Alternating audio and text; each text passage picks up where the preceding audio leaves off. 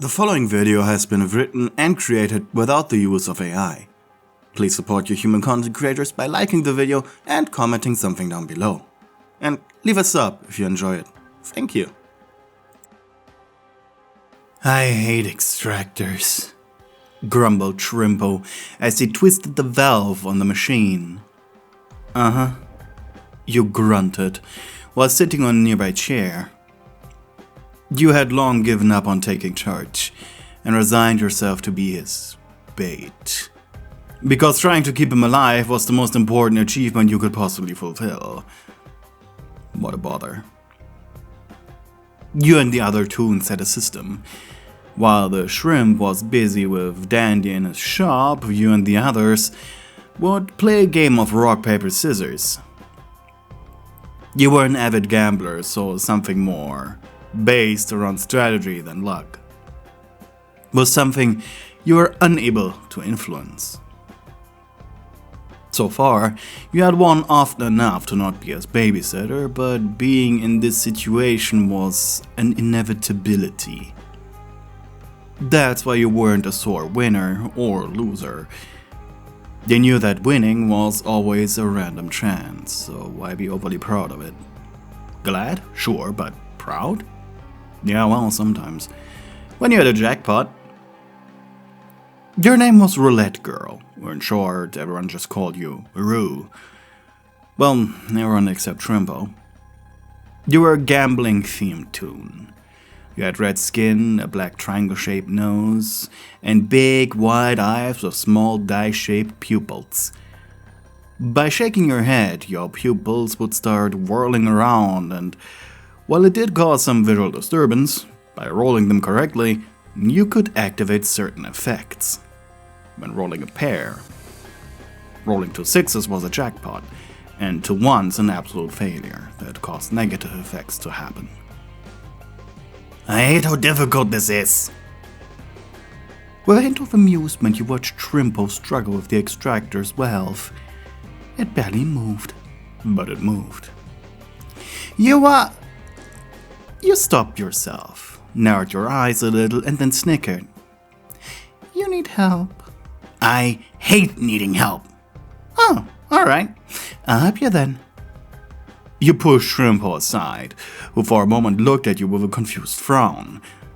You grabbed the valve and turned it. While he looked at his hands in confusion, he wasn't sure what just happened.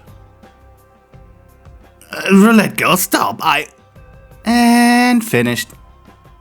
Iker was filling the extractor. You saying something? The shrimp's right eye twitched in agitation. I hate you. You smiled, gently tapping his right cheek with your hand.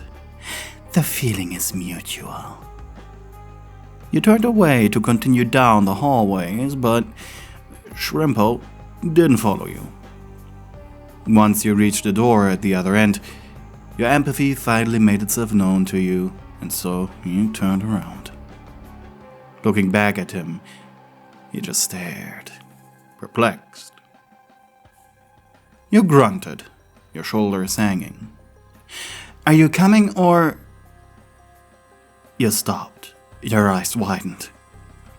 While Shrimpo was still stunned that someone actually turned the stick around on him, from behind you could see just barely the red-eyed silhouette. Twist it! You shouted. But you knew that Shrimpo was the slowest of your group. No matter what the thing would strike before he was out of the reach. Run, you stupid party snack! Finally he reacted. He was running, sure, but it was just barely faster than your walking speed. Soon the monster revealed itself to be a twisted pebble. As the large dog creature built itself up in the light. Quickly you rushed over to Shrimpo, but the monster's claws were already coming. It's a gamble, but... And so, despite the odds being against you, you showed no hesitation.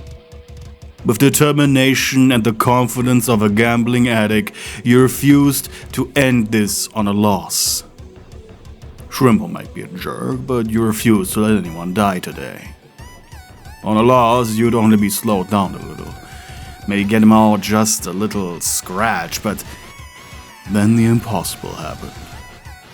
Your eyes widened. This is better than I thought! Jackpot! You shouted as you ran down the hallway. While you didn't use any trinkets, your ability to gamble for power gave you access to abilities akin to the strongest of them, boosting all your stats in the process. Or simply put, for 99 seconds following double sixes at jackpot, you were effectively immortal. Your stepping speed doubled, almost tripled. In the next 99 seconds, the only thing on your mind was running, as you almost immediately were by Shrimpo's side, picking up by his hips. You just barely managed to swing him away from the twisted pebble's devastating swipe. Shrimpo coughed as you threw him on your shoulder with the most shit-eating grin you could muster. Flabbergasted, the shrimp stared at the Twisted, who just barely managed to keep up. How are you doing this? He shouted. Well, 90% of other Roulette Girl toons gave up right before hitting double sixes. But not you. You left the pebble monstrosity in the dust, but it hadn't given up the chase. Through darkened halls and chaotic playrooms and libraries, you were chased. If you're unsure of who is going to win, always bet on Roulette Girl! You shouted.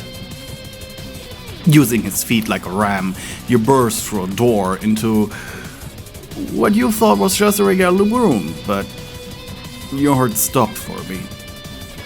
It was a stairwell. Shit. With your breakneck speed, the both of you were flung down the stairs. As your feet left the ground, a sickening feeling overcame you as you realized your time was up. With the anticipation of the following pain, you closed your eyes. Wind whipped your face and then wham! Air was pressed out of your lungs. The slam was so devastating that you could feel it go up to your teeth even. There you hit when your skin met with the unwavering concrete, caused another roll of the dice immediately. A 3 and a 5, which caused no effect. And will be another 99 seconds until you could try rolling again. But there was no time to waste. As just as you got up on all fours, Ica running out of your nose as it was severely damaged. You could feel your entire body vibrate with the aftershock of the sudden stop, as well as the pain. It made you unable to think, and yet still, you heard the noise of stone hard paws rush into the stairwell. Going against his nature, Shrimpo helped you up while both your eyes were fixated on the stairs.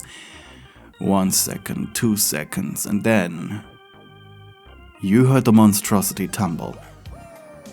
It was screaming at first, but after the noise of a sickening crack, the screams stopped entirely. It went silent. The twisted, broken, bruised, and very much dead body slammed just before your feet. Ichor pooled out of every orifice of it. For a moment, the two of you just stood there, breathing heavily, out of exhaustion, anxiety, and tension, but then you looked at each other. I hate this thing. You nodded. Yeah, me too. You found yourself in a maintenance tunnel. Its hallway sloped gently downward. Floor grated metal, with rust creeping at the edges. Exposed wiring snaked along the ceiling, tied down with fraying tape. Utility pipes groaned quietly, running the length of the walls.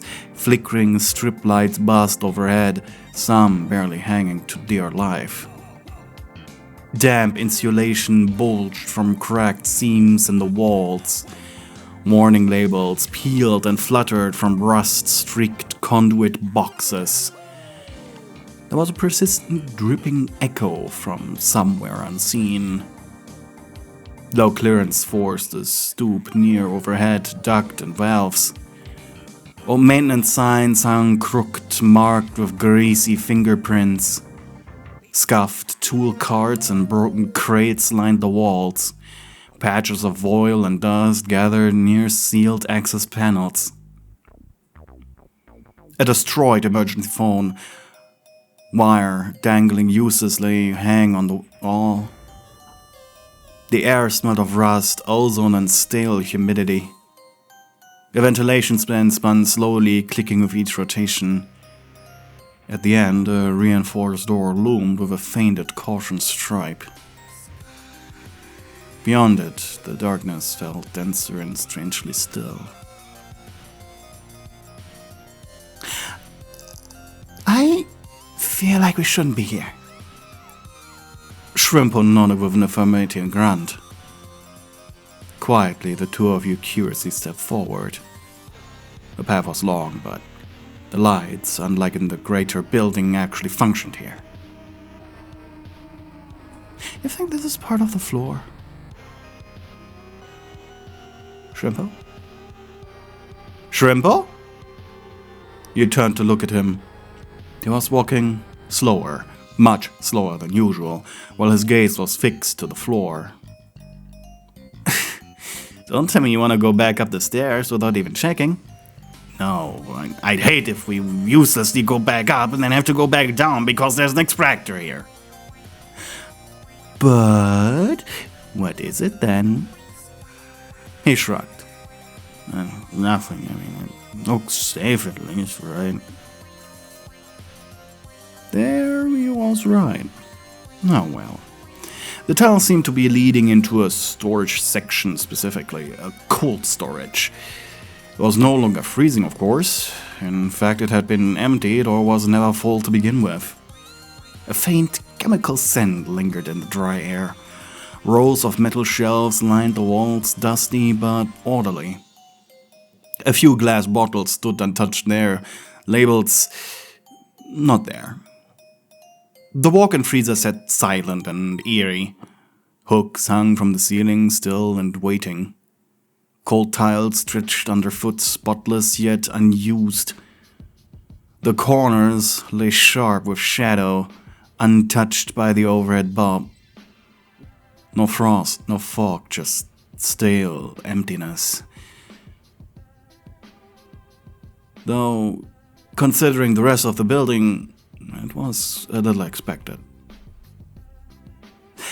Roulette girl, He started, but you weren't listening, as you shoved things around on the shelves. A glass bottle smashed on the floor as you climbed it. Roulette girl, he shouted, annoyed, as he reached the top, looking over it. Shrimpo, I'm trying to thank you! Wait, what? The shelf began to shake back and forth. Shrimpo jumped up, holding out his arms to catch you. And as you fell, the entire bookshelf came with it. But you were unharmed. You had landed on something, or more, someone, soft, Shrimpo. He was buried under your butt. But what the shelf revealed was an extractor. Well, this is lucky. Didn't even need to gamble for it.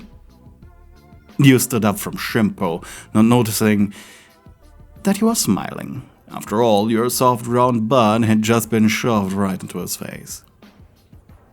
You grabbed the valve of the machine and started twisting, while Shrimpo stepped behind you. Huh? He placed his hands on yours, awkwardly. It was intended to be a gesture of kindness, but it felt weird. What are you doing? With his help, twisting the extractor was a little easier at least, but not by much. And once the process was finished, Shrimpo didn't step away. He just kept standing behind you, invading your personal space. It was kind of nice, actually. He hushed. What I want to say is easier said quietly, so nobody else hears it. You looked at your hand still clasped around the valve. Thank you for saving my life. It took him a lot of conviction to say that. And then you ruined the mood. Shrimpo, are you trying to get onto me? The silence that followed said more than 1,000 words. Let me guess. You slipped your hands out from under his, placing them on the back of his palms. Your fingers intertwined. You are used to being the biggest jerk on the planet. So when you're trying to be nice, you're overcompensating. Is that it? I hate it when you call me out! For a moment, neither of you said something or did something, as you both tried to process this. And after a sigh, finally you turned around in his grip. Let's gamble. He tilted his head. You get a pair, you get my pairs, and I kiss you. You get a dud, or snake eyes. We pretend this never happened. He gulped, placing his hands on your cheeks before shaking you violently. Whoa! Don't rip my head off! Ah! As your pupils still rolled around in your eyeballs, you rubbed your neck. He had been very enthusiastic. Well, double twos, you grumbled. As the invigorating feeling, though not comparable to the slightest to a jackpot, overcame you, thanks to your double twos. Strong, not powerful.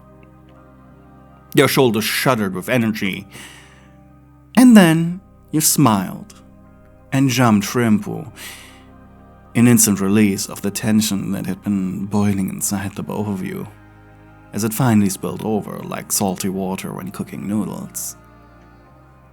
Though he did not expect you to kiss him first, but you did. You leaned in fast, hot from adrenaline, still panting, still weird. And your lips hit his a little clumsily, a little rough. But he kissed you back like he meant it, like he had been waiting for it. The way his hands cupped your face was unsteady. He was trembling, but it wasn't fear this time. You tilted your head and deepened it. The breath that left him was more like a gasp. Shrimpo tasted like static and something briny. You grinned against his mouth, still pressed against chest to chest. Your hand found his shoulder, then his collar, then lower. You tugged him closer, and he let you. The weight of him against you was comfort, warm, present, real. His fingers slid into your hair like he had forgotten how to hold onto something, or maybe never knew. You broke the kiss just long enough to breathe, and you looked into those big, weird shrimp eyes of his. His face was redder than your skin right now. He muttered something incoherent. You didn't ask him to repeat it. You didn't care, really. Because his mouth was back on yours again. More confident this time, less hesitant. You could feel it now. How much he wanted this. How long he had hated wanting it. And how close he was to breaking. Just like you had broken first. You smiled against him. You liked winning. You pushed him back gently, guiding him until his back hit the cold metal of the extractor. He flinched but didn't complain, didn't pull away. Your hand slid under his arm, around his waist. He was bony in a toonish way, still soft enough to grip, though. His head bumped yours a little as you kissed again. Too eager, too much tension. Your lips parted and his breath reached when your tongue brushed his. That noise he made, that helpless little grunt, it went straight to your heart. You tilted your hips against his.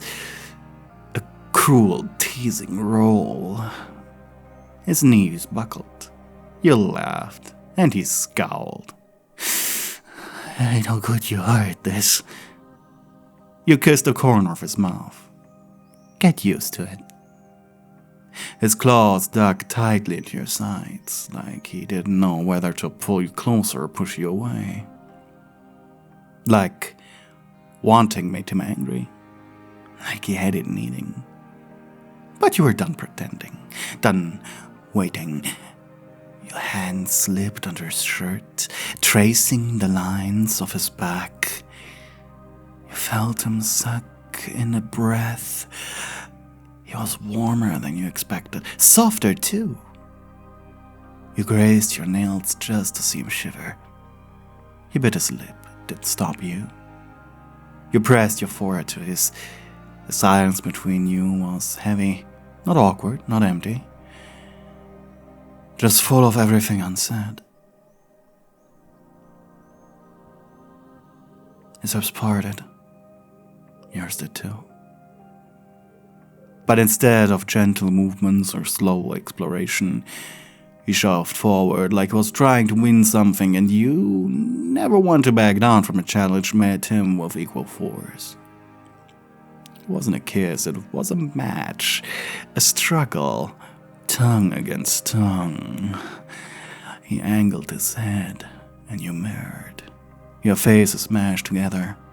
The wet sounds were somewhere between gross and electrifying. You both grunted, breathing through your noses like two boxers locked in a clinch. Your hands gripped the collar of his shirt, and his claws found your waist. One of you shoved, the other shoved back, and you hit the shelf again. Bottles rattled, but neither of you broke. Neither of you surrendered. Your brows furrowed, your eyes squeezed shut. It wasn't graceful, it was war. Your tongue twisted around his. He pulled back. You chased. He groaned through clenched teeth. You laughed into his mouth. It only made him double down. There was no winner, not yet. But the heat in your stomach said that neither of you were done yet. Hey, you reached the end of the video. That makes you part of the exclusive club. Our secret password for the month is Morning Glory. Leave it in the comments below to tell your fellow members you watched the video until the very end. Lastly, before we say goodbye, I want to take the opportunity and thank my channel members. ADHD_Neptune, EEGG, Andrejama, Jaws, Melofia, Mexicat, Alison Watkins, Mystic Jade 111, Giovanna Moretti, Twilight Mia, Angry Boxman, and Anonymous Weep. Thank you for being darling stewards, and of course, a big thank you to all the other channel members. It's you who keep me alive. Thank you. Goodbye.